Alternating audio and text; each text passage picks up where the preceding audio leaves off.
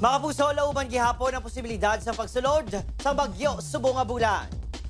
Sunod sa PAGASA, Duha tubtob 3 ka bagyo ang posible nga magsulod sa part of the Philippine Area of Responsibility subong nga Agosto. May tsansa nga maglandfall o kung magtuba ang bagyo sa may northern portions ng Luzon. Apang posible man nga mag-recurve o kung maglain sa direksyon palayo sa aton pungsod. Apang maglandfall man o kung hindi pwede butungon o kung pabasgon sa bagyo ang hangin habagat gani lauman gihapon ang mga pag-ulan. Sa subong, wala pa sa may nasipatan nga bagyo nga malaigit tiyempo. Naghinay man ang habagat kag wala na sa epekto sa anuman nga bahin sa pungsod.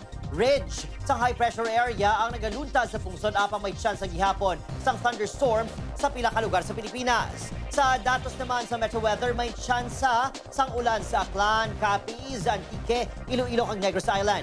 Heavy to intense rains man ang ginalauman sa pila ka lugar ganing manginhanda gihapon sa baha di gani landslide. May tsansa man sa ulan sa nabilin pakabahin sa pungsod.